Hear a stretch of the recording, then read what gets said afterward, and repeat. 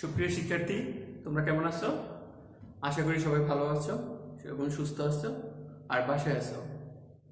তো ব্লক সরকারি কলেজ কর্তৃক আয়োজিত অনলাইন ক্লাস কার্যক্রমের অংশ হিসাবে আজকের এই ক্লাসে আমি অনার্স তৃতীয় বর্ষের মেকানিক্স কোর্সে একটি চ্যাপ্টারের কিছু অংশ নিয়ে আলোচনা করব। আজকে আমি motion in a straight line অথবা সরলরৈখিক গতি এই চ্যাপ্টারের কিছু সংজ্ঞা এবং একটি থিওরি নিয়ে আলোচনা করব। তো তোমরা মনোযোগী হবে, আশা করি মনোযোগী হলে তোমরা ক্লাসটি বুঝতে পারবে। তো আমরা শুরু করি আজকের ক্লাস। আজকে আমরা যেই সংজ্ঞাগুলো আলোচনা করব এই সংজ্ঞাগুলো আমরা পূর্বে পড়েছি, বিশেষ করে ফিজিক্সে ইন্টারমিডিয়েট পর্যায়ে পড়েছি আমরা একটু, তারপরে সেগুলোকে একটু রিভিউ করা আর কি। তো আমরা যে সংজ্ঞাগুলো আজকে আমরা আলোচনা করতেছি, সরণ বলতে কি বুঝি? সরণ বলতে কি বোঝা যায়? আমরা পরে আসছি যে কোনো নির্দিষ্ট দিকে একটি বস্তু কণার অথবা কোনো নির্দিষ্ট দিকে একটি বস্তু কণার অবস্থানের পরিবর্তনকেই ওই বস্তু কণার সরণ বলা হয়। অর্থাৎ বস্তু কণাটি প্রথমে মনে করি এইখানে ছিল এই বিন্দুতে, তো একটি নির্দিষ্ট দিকে কিছু সময় পরে সে বি বিন্দুতে আসছে, তাহলে এই বস্তু কণাটির সরণ হচ্ছে এবি। সরণের ক্ষেত্রে দিক বিবেচনা করতে হবে। তো সরণ একটি ভেক্টর রাশি, তাহলে সরণ বলতে কি বুঝি? কোনো নির্দিষ্ট দিকে একটি বস্তু কণার অবস্থানের পরিবর্তনটি হচ্ছে সরণ। এরপরে হচ্ছে বেগ। বেগটা আমরা পরে আসছি। কণার সরণের পরিবর্তনের হারকে বেগ বলা হয়। কণার সরণের পরিবর্তনের হারকে বেগ বলা হয়। অর্থাৎ সে যে নির্দিষ্ট দিকে সরতেছে, এই সরার একটা হার আছে। কয় মিনিটে বা কত সেকেন্ডে সে কতটুকু সরলো বা কতটুকু তার সরণ হইল, এই হারটি হচ্ছে ওই কণার বেগ। বেগও ভেক্টর রাশি। দেখি আমরা কোনো একটি বস্তু কণা মনে করি টি একদম শুরুতে সে ও বিন্দুতে ছিল, টি সময় পরে সেটি পি বিন্দুতে আসছে এবং টি প্লাস ডেল টি সময়ে সে কিউ বিন্দুতে আসছে। আদি অবস্থায় এখানে সরণ শূন্য, টি সময় সরণ ছিল এক্স, আর টি প্লাস ডেল টি সময় তার সরণ হচ্ছে এক্স প্লাস ডেল এক্স। তাহলে টি প্লাস ডেল টি থেকে টি বিয়োগ করব, এই ডেল টি সময়ে সে সরছে এইটুকু ডেল এক্স। তাহলে বেগ কি হবে? ক্ষুদ্র সময়ে ক্ষুদ্র যে সরণ হয় সেই সরণকে ক্ষুদ্র সময় দিয়ে ভাগ করে ভাগফলের লিমিট নিয়ে আমরা বেগ পাই। এই ক্ষেত্রে বেগকে আমরা ভি দিয়ে প্রকাশ করি। বেগ সমান সমান বেগ ভি সমান সমান limit del t tends to zero, অর্থাৎ সময়ের পরিবর্তনটা খুব কম। আর তখন সরণ ছিল ডেল এক্স, তো del x by del t, এই লিমিট হিসেব করলে আমরা এটাকে লিখতে পারি ডিডিটি অফ এক্স বা ডিএক্স বাই ডিটি। এটি হচ্ছে বেগ সাধারণত। এখানে এক্স হচ্ছে সরণ, আর সরণটি টি এর সাপেক্ষে আমরা এখানে অন্তরীকরণ করতেছি। অর্থাৎ সরণের হারকেই বলা হবে বেগ। আর এই হার বলতে আমরা একক সময়কে নিয়ে, মানে কোনো কিছুর হার বলতে আমরা সাধারণত সময়ের সাপেক্ষে হিসেব করি যে একক সময় কতটুকু সরল সেটি। এরপরে হচ্ছে ত্বরণ। ত্বরণ হচ্ছে কি? কণার বেগের পরিবর্তনের হারকে ত্বরণ বলা হয়।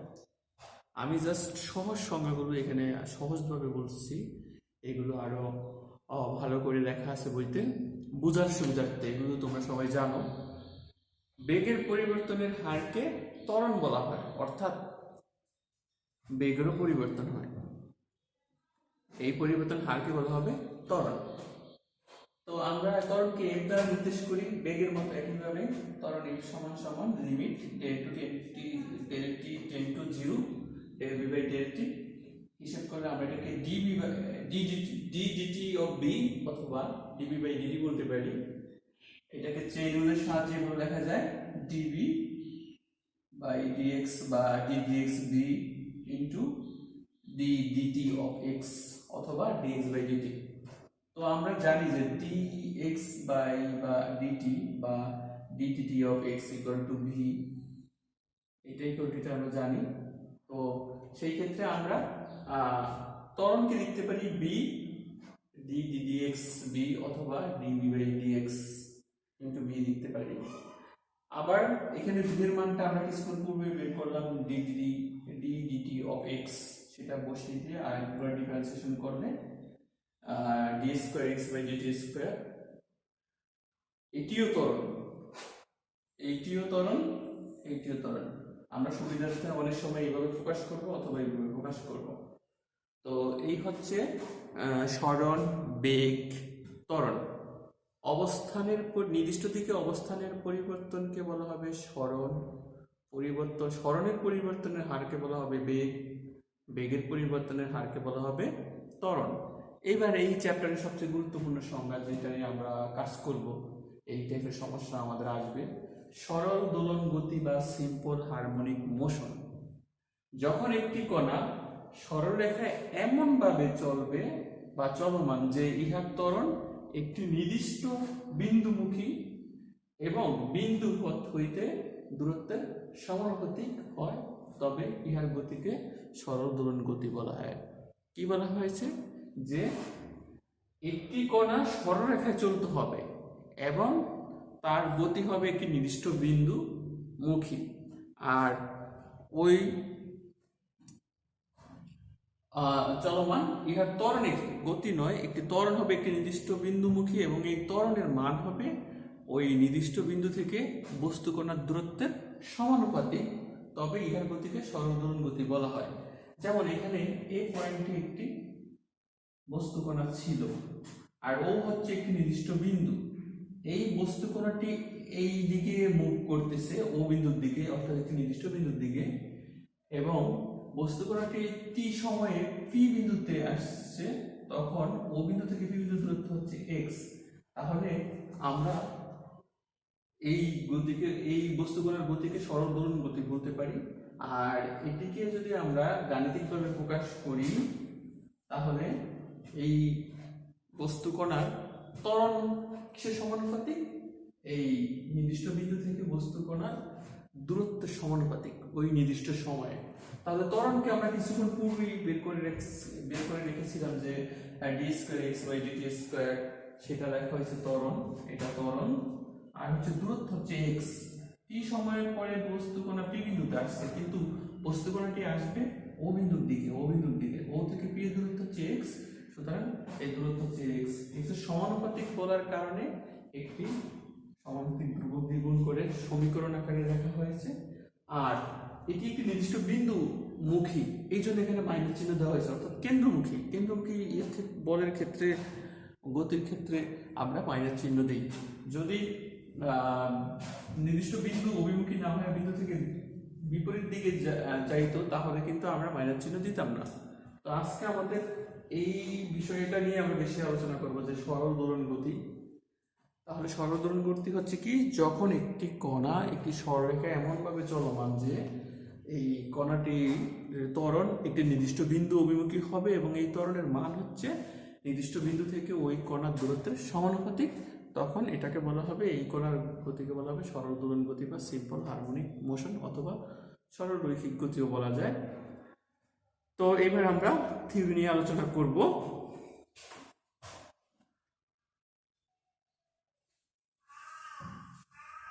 তো আমরা এই উপপাদ্যটি নিয়ে আজকে আলোচনা করব। একটি বস্তু কণা এ বিন্দুতে স্থির অবস্থায় আছে, ও বিন্দুতে বলের প্রভাবে এ ও বরাবর এইরূপ গতিপ্রাপ্ত হয় যে উহার ত্বরণের মান ও বিন্দু হতে দূরত্বের সমানুপাতিক। বস্তু কণাটির গতি এবং দোলনকার নির্ণয় করতে হবে আমাদেরকে। তো আমরা এই কথা অনুযায়ী আমরা সেটি লিখছি। মনে করি একটি বস্তু কণা এ বিন্দুতে আছে আর ও বিন্দুতে থাকা বলের কারণে এটি ও বিন্দুর দিকে গতিপ্রাপ্ত হয়। একটি নির্দিষ্ট সময় টি পরে বস্তু কণাটি যখন পি বিন্দুতে আসে, তখন ও বিন্দু থেকে পি বিন্দু দূরত্ব হচ্ছে x, আর ও থেকে এই পর্যন্ত দূরত্ব ছিল a। সেটি আমরা বলেছি যে মনে করি টি সময়ে বস্তু কণাটি পি বিন্দুতে আসে, এ বিন্দু থেকে, যেন এই ওপি এর মান এক্স হয়। আর মনে করি এই বস্তু কোণটি ত্বরণ হচ্ছে মিউ এক্স, কারণ আমাকে বলে দিয়েছে যে ত্বরণের মান ও বিন্দু হচ্ছে দূরত্বের সমানুপাতিক। তাহলে ও বিন্দু হচ্ছে দূরত্ব হচ্ছে এক্স আর এক্স এর সমানুপাতিক, সেই জন্য একটি সমানুপাতিক ধ্রুবক মিউ আসছে, আর ও এর মান হচ্ছে এ। অতএব গতির সমীকরণের এই গতির সমীকরণটি কিভাবে সাজিয়ে লিখবো এটা একটা বোঝার ব্যাপার। এখানে বলছে ত্বরণ দূরত্বের সমানুপাতিক। তাহলে ত্বরণের সংজ্ঞায় কিছুক্ষণ আগে আমরা জানি যে ত্বরণ হচ্ছে এরকম d square x by d t square, এটার মান হচ্ছে ওই যে মিউ এক্স, আর মাইনাস চিহ্ন আসছে যেহেতু বস্তু কোণটি ও বিন্দু মুখী অর্থাৎ কেন্দ্রমুখী, সেই জন্য আমাদের মাইনাস চিহ্ন দিতে হবে। এরপরে আমরা আমাদের টার্গেট হচ্ছে এখান থেকে গতি বস্তু কোণটির গতি নির্ণয় করব। সুতরাং এখানে আমাদের এক্স এর মান বের করতে হবে। তো আমরা এটা করার জন্য, এটা যেহেতু একটা ডিফারেনশিয়াল ইকুয়েশনকে সমাধান করার জন্য আমাদের ইন্টিগ্রেশন করতে হবে বা সমাধান করতে হবে। ইন্টিগ্রেশন করার জন্য আমরা সুবিধাজনক 2 dx dt দিয়ে গুণ করে দিচ্ছি উভয় পক্ষে। তারপর এটাকে এইভাবে দেখা যায় d dt of dx by dt whole square. এরপর সমাকলন করলে উভয় পক্ষ থেকে d dt বাদ, কারণ ইন্টিগ্রেশন করলে ডিফারেন্সিয়েশন আর ইন্টিগ্রেশন বিপরীত প্রক্রিয়া, একটি অপারেটর আরেকটি অপারেটরকে নিষ্ক্রিয় করে দেয়। তো ইন্টিগ্রেশন করলে আমরা এরকম পাই, এখানে সি একটি সমাকলন ধ্রুবক বা ইন্টিগ্রেশন কনস্ট্যান্ট, এই সি এর মান বের করতে হবে। এই ধ্রুবকগুলোর মান বের করতে গেলে আমাদের কিছু আদি শর্ত, ইনিশিয়াল কন্ডিশন ব্যবহার করতে হবে। যেমন একদম শুরুতে যখন বস্তু কোণটি এখানে ছিল তখন এই দূরত্বের মান ছিল এখান থেকে পর্যন্ত এ, আর তখন আমাদের বেগ ছিল না। একদম শুরুতে যেহেতু বস্তুটি এখানে স্থির ছিল তখন কিন্তু বেগ ছিল না, এই জন্য লেখা হয় যে যখন x = a তখন dx বাই dt অর্থাৎ বেগের মান 0। এই মানগুলো যদি আমরা 2 নং সমীকরণে বসাই তাহলে c এর মান পাই মিউ a স্কয়ার। এই c এর মান 2 নং এ বসিয়ে দিয়ে আমরা এরকম পাই। এই সমীকরণটিকে এখন হিসাব করতে হবে। হিসাব করে মিউ এর মান বসালাম, মিউ c এর মান মিউ a স্কয়ার হিসাব করলাম, মিউ কমন নিলাম, a square minus x square. এরপরে dx বাই dt স্কয়ার মান হচ্ছে এটা, dx বাই dt এর মান হবে plus minus root over mu আর root over a square minus x square. তো এখানে প্লাস চিহ্ন নিব না, মাইনাস চিহ্ন নিব, যেহেতু গতিটি বস্তু কণার গতি ও বিন্দুমুখী, অর্থাৎ এই জন্য মাইনাস চিহ্ন নেওয়া হয়েছে। এরপর মাইনাস চিহ্ন নেওয়ার পরে এখন আমরা সুবিধা মতো এটাকে রিঅ্যারেঞ্জ করে আমরা ইন্টিগ্রেশন করব। তো ইন্টিগ্রেশন করলে আমরা কি পাই, dx by root over a square minus x square, minus থাকার কারণ হচ্ছে cos inverse x by a, minus না থাকলে তো sin inverse x by a plus c1। আর এখানে dt কে ইন্টিগ্রেশন করলে আমরা জানি যে t হয়। এখন এই 3 নং সমীকরণ থেকে আমাদেরকে c1 এর মান বের করতে হবে।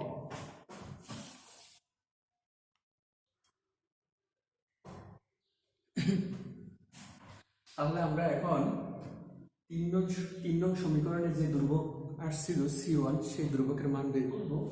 তো 3 নং সমীকরণে আমরা একটা শর্ত ইউজ করব, যখন t = 0 তখন x = a, অর্থাৎ শুরুতে t এর মান 0 ছিল আর তখন এই অতিক্রান্ত দূরত্বটা মানে ও বিন্দু থেকে বিন্দু দূরত্ব ছিল a, আর t সময় পরে বস্তু যখন পি বিন্দুতে আসে তখন দূরত্ব ছিল x। তাহলে একদম শুরুতে যখন t এর মান 0 তখন x এর মান ছিল a। তো t এর মান 0, x এর মান a যদি আমরা 3 নং সমীকরণে বসিয়ে দিই তাহলে আমরা পাই 0 = cos ইনভার্স, এখানে x বাই a ছিল, কাটাকাটি গিয়ে 1 প্লাস c1। c1 এর মান 0 হয় কিভাবে, কারণ cos ইনভার্স 1 এর মান হচ্ছে 0, কারণ cos 0 ডিগ্রির মান 1 আর বিপরীত ক্রমে cos ইনভার্স 1 এর মান হবে 0। তো এই c1 এর মানটা যদি আমরা 3 নং সমীকরণে বসিয়ে দিই তাহলে আমরা পাই root over mu t = cos inverse x by a। তো সেখান থেকে x এর মান কি পাই, x এর মান পাই a cos root over mu t, এটা 4 নং। এইটি হচ্ছে আমার বস্তু কণার গতির সমীকরণ, এটি হচ্ছে আমার বস্তু কণার গতির সমীকরণ। এখন আমরা গতিটি বিশ্লেষণ করে দেখব যে যখন বস্তু কণাটি ও বিন্দুতে আসে তখন তার কোনো বেগ থাকে কিনা। যদি বেগ থাকে তাহলে সেটা আরো এদিকে আসবে, বেগ না থাকলে এদিকে আসবে না। তো এইটা বের করার জন্য আমরা বেগ টি dx বাই dt এর মান হচ্ছে root over minus root over mu into root over a square minus x square. এইখানে যখন ও বিন্দুতে আসবে তখন এই x এর মান 0 হয়ে যাবে। বস্তু কণাটি যখন এই বিন্দু থেকে ও বিন্দুতে আসবে তখন x এর মান হবে 0। যখন বস্তুটি ও বিন্দুতে এসে পৌঁছাবে অর্থাৎ x এর মান 0 হবে তখন আমরা dx বাই dt এর মান পাবো। এটা dx বাই dt এর মান কি ছিল, এখানে x এর মান 0 বসিয়ে দিলে root over mu into a, তাহলে মাইনাস a রুট মিউ। যেহেতু বেগটি শূন্য না সুতরাং এটা আরো এদিকে আসবে। বেগ শূন্য হলে এখানে থেমে যেত, যেহেতু বেগ শূন্য না এটা এখানে আসবে। এখন এটা কোন পর্যন্ত আসবে, এটা আস্তে আস্তে আস্তে আস্তে আস্তে একেবারে a প্রাইম বিন্দু পর্যন্ত আসবে। a প্রাইম বিন্দু হচ্ছে এই বিন্দুর একটা প্রতিচ্ছবি। তো এখানে আসবে, সেটাই বলা হয়েছে যে অতিক্রম করবে, বস্তু কণাটি ও বিন্দুকে অতিক্রম করবে, আবার কেন্দ্রীয় বলের প্রভাবে ত্বরণের দিকও পরিবর্তন হবে এবং উহার বেগ হ্রাস পেতে থাকবে। এ প্রাইম বিন্দু থেকে থেমে যাবে, যেখানে ও থেকে এ এর দূরত্ব যা ও থেকে এ প্রাইমের দূরত্ব তাই হবে, অর্থাৎ এ। এটাই বলা হয়েছে এখানে যে O A equal to O A prime. আবার বস্তুর কণাটি যখন এখানে চলে আসবে তখন আবার এটা এইদিকে ও এর দিকে চলতে শুরু করবে। এভাবে বস্তু কণাটি বারবার এ হতে এ প্রাইমে আবার এ প্রাইম থেকে এতে আসবে, অর্থাৎ দোলায়মান গতিতে চলতে থাকবে সরল দোলকের মতোই। এখান থেকে এখানে আসবে, এখান থেকে এখানে আসবে, এই হচ্ছে তার গতি। এবার আমাদের দোলনকাল নির্ণয় করতে হবে। দোলনকাল নির্ণয় করার জন্য আমরা দেখব যে একটি দোলনকালের সংজ্ঞা কি বলা আছে, যে কম্পনশীল অথবা দোলায়মান কোনো বস্তু কণার একটি পূর্ণ দোলন সম্পূর্ণ করতে যেই সময় লাগবে সেটি হচ্ছে তার দোলনকাল। তাহলে বস্তু কণাটি এখান থেকে শুরু করে আবার এখানে আসবে, এখান থেকে পুনরায় এখানে ব্যাক করলে বা ফিরে আসলে একটি পূর্ণ দোলন হবে। তবে এখান থেকে এখানে এসে এখানে আবার পুনরায় আসতে যেই সময় লাগবে সেটি হচ্ছে আবার দোলনকাল।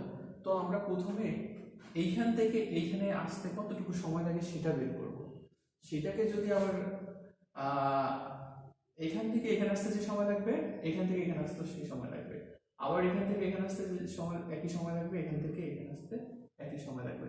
সুতরাং একটি পূর্ণ দোলনের সময় হবে এখান থেকে এখানে আসতে যেই সময় লাগবে সেটাকে 4 দিয়ে গুণ করতে হবে, কারণ এটা এই পর্যন্ত পুরোটার অর্ধেক। 1 2 3 4, 4 মানে ও এর 4 গুণ, ও এ থেকে ও বিন্দুতে আসতে যে সময় লাগবে সেটাকে 4 দিয়ে গুণ করলে পূর্ণ দোলনের সময় পাওয়া যাবে। তো আমরা প্রথমে ও হতে এ হতে ওতে আসতে কত সময় লাগে সেটা আমরা বের করি। 4 নং সমীকরণে x এর মান 0 বসিয়ে দিব, কারণ এখানে আসলে সরণ শূন্য হবে। x এর মান 0 বসিয়ে আমরা পাই 4 নং সমীকরণটা কোথায় ছিল, এখানে x এর মান 0 বসিয়ে দিলে আমরা হিসাব করে এখান থেকে পাই কি যে a cos root over mu t equal to 0, সেখান থেকে t এর মান আসে pi by 2 root mu। এটি হচ্ছে a থেকে ওতে আসার সময়কাল। কিন্তু আমাকে বের করতে হবে a থেকে a প্রাইমে আসবে আবার পুনরায় a প্রাইম a তে ফিরে যাবে, এই সময়টা বের করতে হবে। সুতরাং এখান থেকে এখানে আসার সময়কে 4 দিয়ে গুণ করলে আমরা একটি পূর্ণ দোলনের সময় পাবো, সেটি হবে দোলনকাল। এই জন্য 4 দিয়ে আমরা ওই সময়টাকে গুণ করব, গুণ করে হিসাব করলে আমরা পাচ্ছি 2.√μ। সুতরাং এই যে আমরা থিওরিটি নিয়ে আলোচনা করলাম, এটার ক্ষেত্রে আমরা গতির সমীকরণ বা গতি নিয়ে আলোচনা করলাম এবং আমরা দোলনকাল কিভাবে বের করে বা দোলনকাল কত সেটাও আমরা নির্ণয় করলাম। তো আশা করি তোমরা বুঝতে পারছো, আর একটু মনোযোগী হতে হবে, যেহেতু মেকানিক্স, এক্ষেত্রে ফিজিক্সের অনেক বিষয় থাকে, ফিজিক্স সম্পর্কে আইডিয়া থাকতে হবে, প্লাস ক্যালকুলাস, বিশেষ করে ইন্টিগ্রেশন, ডিফারেন্সিয়েশন, এগুলো সম্পর্কে ভালো আইডিয়া থাকতে হবে, তাহলে আমরা বুঝতে পারবো। তো সবাই ভালো থাকো, সুস্থ থাকো, আবার দেখা হবে এই প্রত্যাশা রেখে আজকের মতো বিদায় নিচ্ছি।